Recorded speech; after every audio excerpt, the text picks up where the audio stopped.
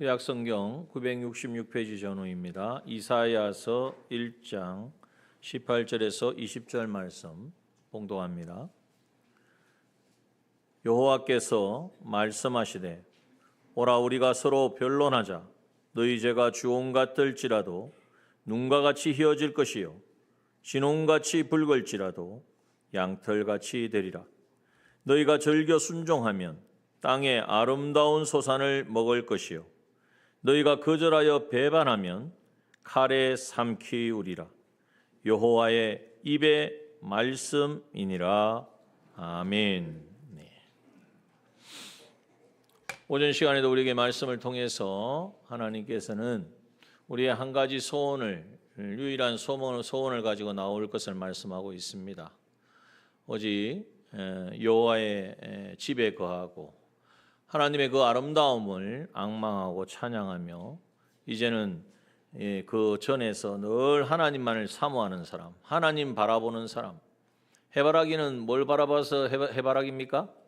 해를 바라봐서. 우리는 누구를 바라봅니까? 주님을 바라서 주바라기 그러잖아요. 주님만 바라보는 사람. 그거는 성경 속에만 있는 이야기죠. 성경 속에만 있어서 성경에 나타난 주인공들은 그렇게 살았지만 오늘 우리는 그렇게 살기가 힘들죠. 그렇습니까? 맞기도 하고 아니기도 합니다. 하나님께서 우리가 할 수 없는 것을, 불가능한 것을 말씀하실 리가 없습니다. 그리고 만약에 그 말씀을 순종하려고 했을 때에 정말 이건 어떻게 내가 주님만 바라보고 주님으로 만족하고 주님이 다다 모든 것이라고 하고 사는 것 살아가야 되긴 하는데 실제로 삶 속에서는 너무 힘들다라고 우리가 생각할 때가 많습니다. 그래서 실수도 하고 또 때로는 고의적으로 또 말씀을 어기기도 하고 그렇게 우리가 살죠. 자, 그러면은 하나님께서 우리가 그렇게 실패하고 무너지고 넘어질 걸 모르실까요? 아십니다. 그렇기 때문에 우리에게 그 모든 우리의 연약함과 부족함을 아시는 우리 주님께서 그것을 다 이미 체휼하셨고 체휼하신 것으로 끝난 것이 아니라 우리가 이제는 그 주님이 체휼하심으로 말미암아 이제는 그 모든 우리 앞에 있는 어려움과 공고함과 문제와 넘어짐을 이길 수 있는 방편까지 우리에게 주신 줄 믿습니다. 그게 바로 하나님의 말씀입니다. 그래서 우리는 하나님의 말씀을 붙잡아야 되는 거예요. 자, 오늘 본문의 말씀이 바로 그것을 우리에게 알려주고 있습니다. 우리가 오직 주님만 바라보고 주님만 의지하고 주님만 사랑하고 주님만 유일한 소망을 소원으로 삼고 살아가는 데 있어서 오늘도 우리가 아멘하고 다짐했지만은 지금 그렇게 오전 예배 마치고 지금 이 시간까지 한번 생각해 보십시오. 주님만 의지하고 바라보고 소망하셨습니까?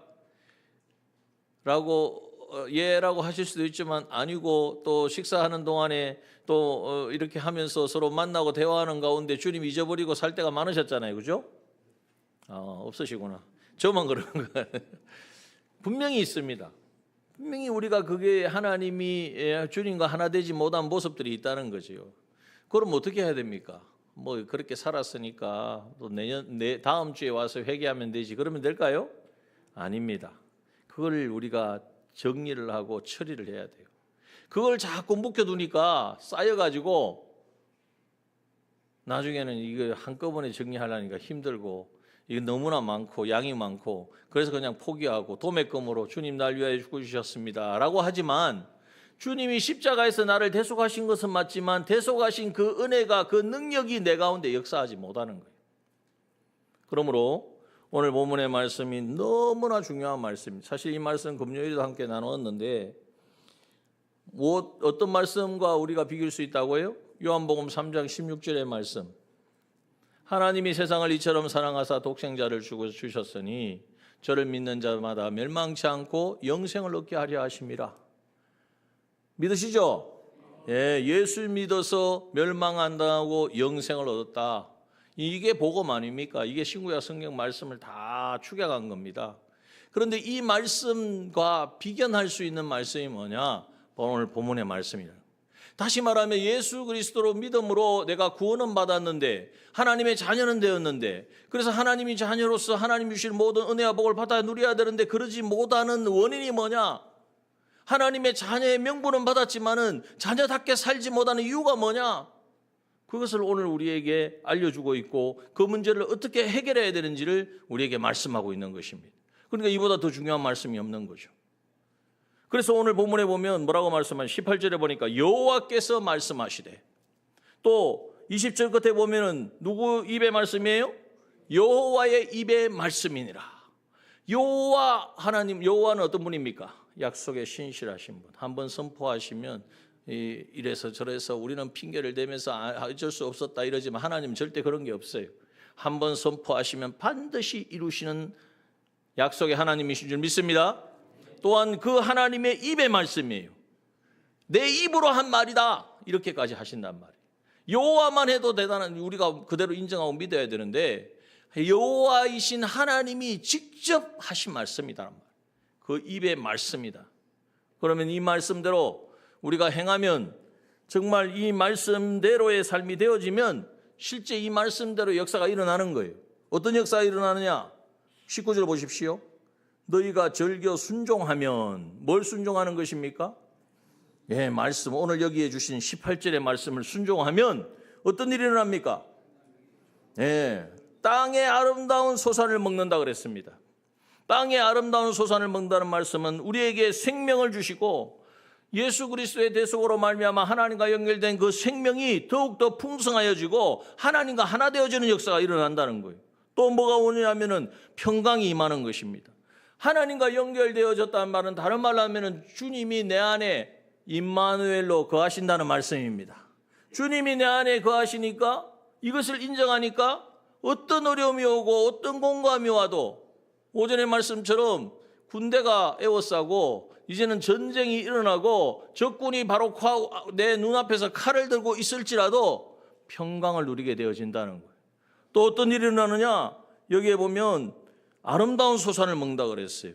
우리에게 있어 필요한 영육의 모든 것들을 공급해 주신다는 말씀입니다. 특별히 아름다운 소산이니까 물질의 복을 우리에게 허락해 주신다는 거예요. 여러분, 얼마나 놀라운 말씀입니까? 어떻게 하면요? 18절의 말씀, 19절의 말씀, 절겨 순종하면. 그래서 이 말씀을 순종하면 이런 복을 받는데 20절의 말씀에 보면 그런데 거절하면, 순종하지 않으면 어떻게 되느냐? 말하면 어쩔 수 없지, 다음에 하면 되지. 그게 아닌 거예요. 이것을 거절하면, 20절에 보십시오. 거절했다는 것은 하나님의 말씀을 거절한 겁니다.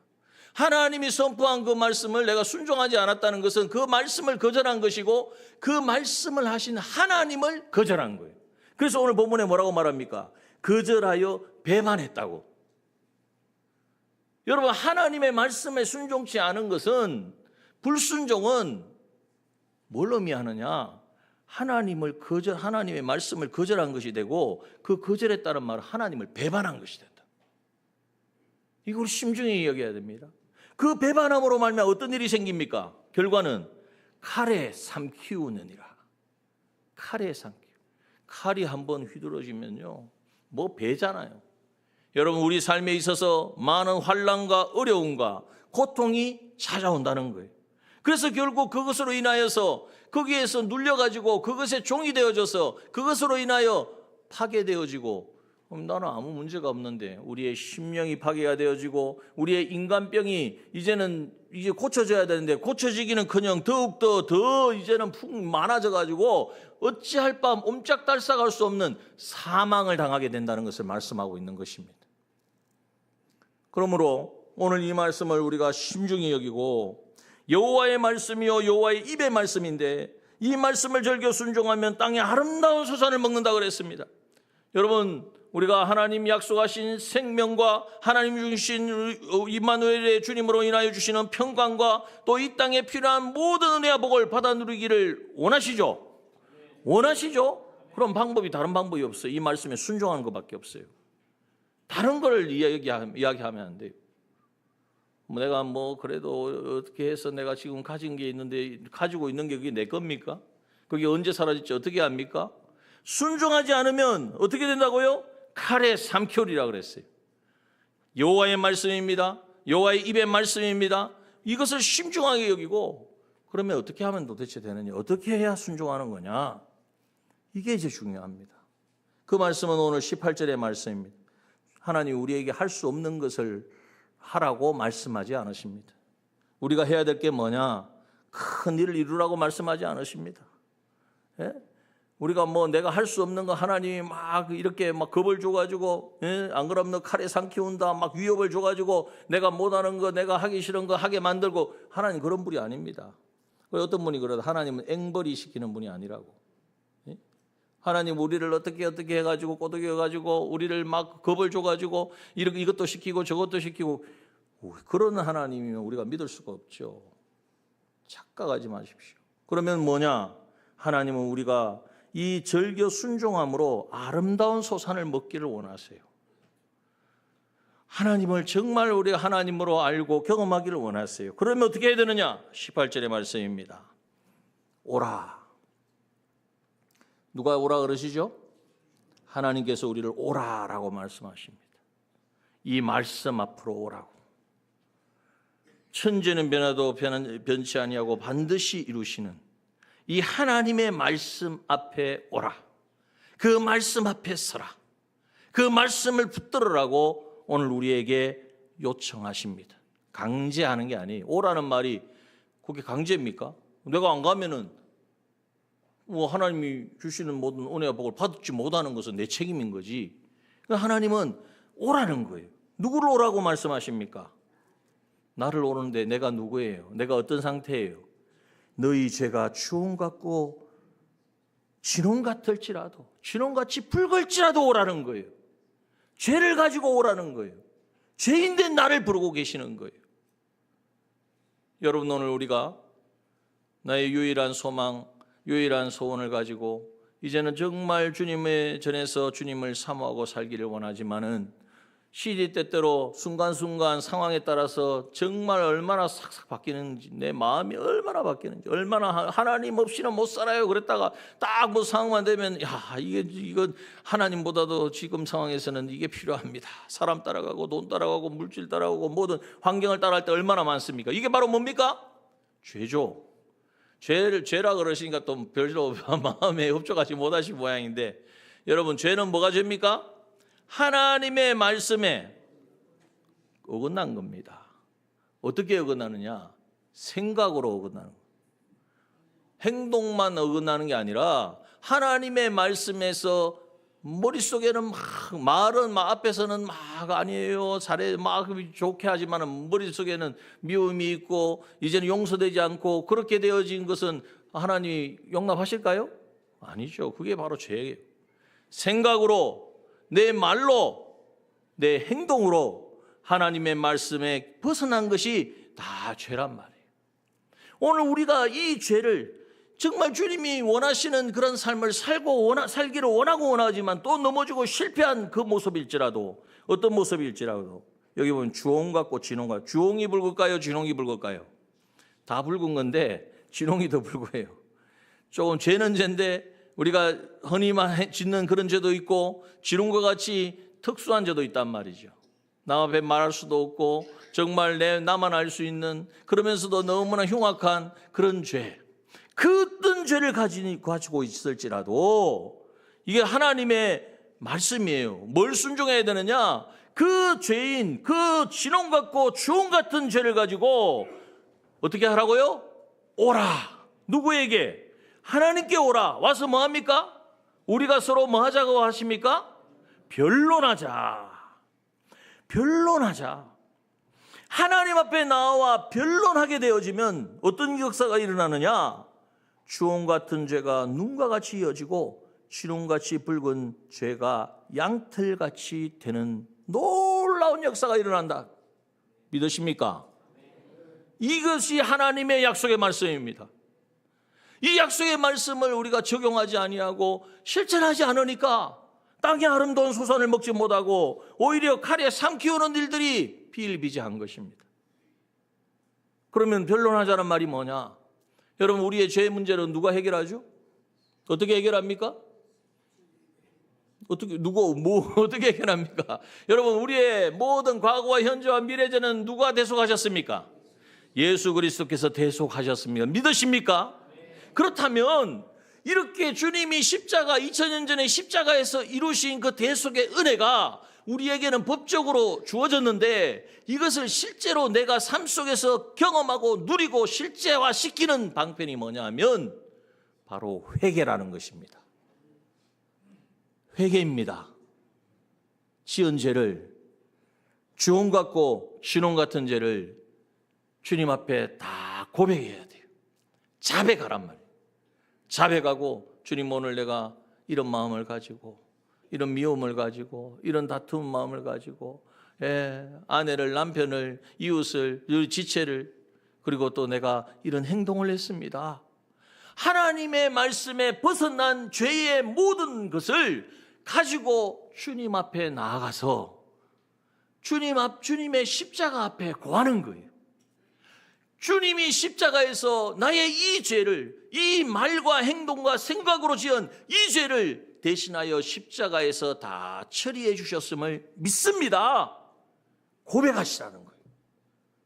그 고백을 할 때에 여러분 어떤 놀라운 일이 일어나냐면, 그래, 내 죄가 다 사하여졌다는, 내가 너를 대신하여 십자가에서 이 죄 때문에 못 박혀 죽으셨다는 주님의 음성이, 주님의 마음이 전해지고 깨달아질 줄 믿습니다.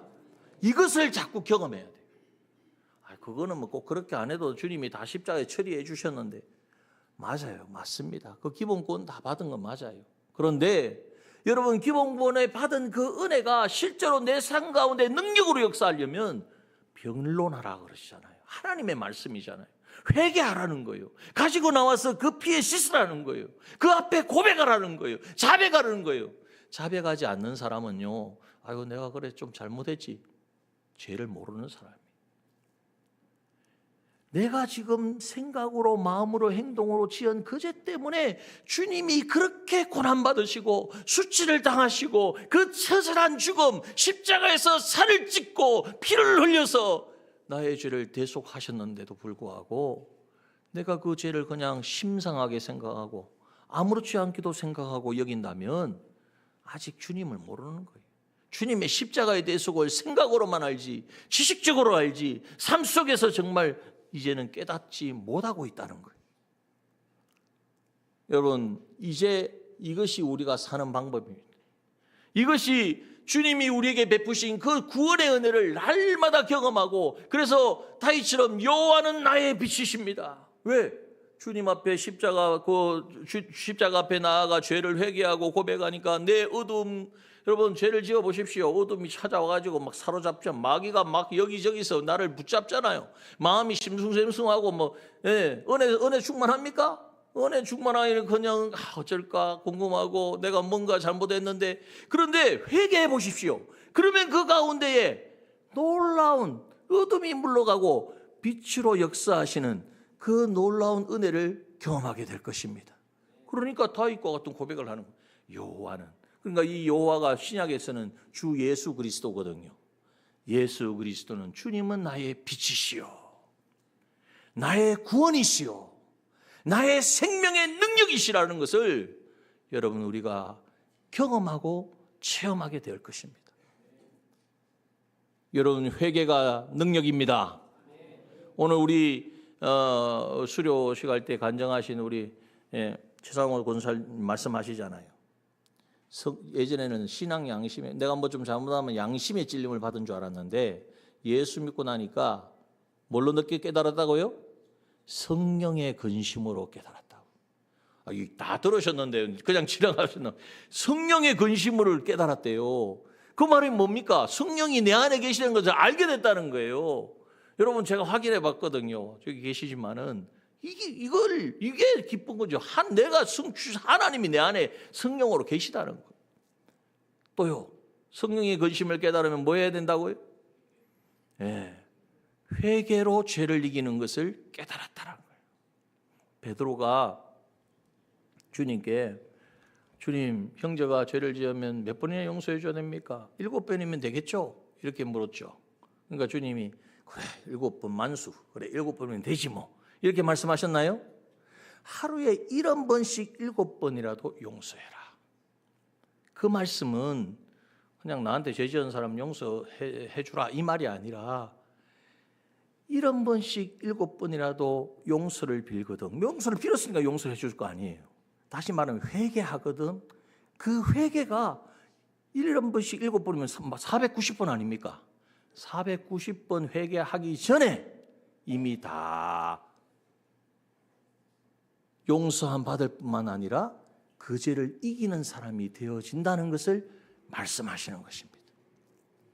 여러분, 내가 똑같은 죄, 어제도 내가 회개했는데 또 죄를 회개하려니까 벼룩도 낯짝이 있다고, 벼룩이 낯짝이 있는지 모르겠지만 또 회개해서 되겠냐? 이게 마귀가 주는 마음입니다. 계속해서 회개하십시오. 어제 아침에 지은 죄 오늘 또 짓더라도 주님의 십자가 앞에 또 회개해야 돼요. 회개가 죄를 이기게 합니다. 회개하면 할수록 어떤 일이 일어나느냐? 이제는 눈과 같이 휘어지고 양털같이 되어지고 내 심령이 밝아지고 내 안에 빛이 찾아오고 생명의 역사가 일어나고 이것이 바로 회개하는 것이고 이것이 하나님의 말씀에 순종하는 것이 되어져서 땅에 아름다운 소산을 먹는 하나님이 약속하신 모든 은혜와 복을 누리게 되어줄 줄 믿습니다. 회개합시다. 회개하자 그러니까 얼굴 표정이 안 좋으신데 이제는 바뀌어야 돼요. 회개합시다 그러면 할렐루야 됩니다. 회개합시다. 네, 할렐루야 하시긴 하시는데 조금 마음에 조금 그러신가 봐. 다시 한 번 더 회개합시다. 예, 복이 축복입니다. 여러분 회개가 없었다면 우리가 어떻게 합니까? 날마다 죄는 짓고 기본구원은 받아서 천국 갈지는 모르지만 천국은 가겠죠. 예, 갑니다. 제가 또 잘못 이해하시면 안 되니까 갑니다. 기본구원 받은 사람은. 그런데 사기의 성화구원은 하나도 이루어지지 않아요. 자, 그래서 오늘 이 본문의 말씀 이제 오후에 또 모임이 있으시니까 여기까지 하는데 여러분 회개가 능력입니다. 회개가 하나님이 주시는 모든 땅의 아름다운 소산을 먹을 수 있는 유일한 방편입니다. 여호와의 말씀입니다. 여호와의 입의 말씀입니다. 이 말씀 꼭 기억하시고 아침마다 또 저녁에 잠들기 전에 오늘 하루의 삶을 돌아보면서 회개하시고 회개를 하다 보면 나도 모르게 막 변화가 일어납니다. 삶의 변화가 일어날 거예요. 생각이 바뀔 거예요. 행동이 이제는 달라질 거예요.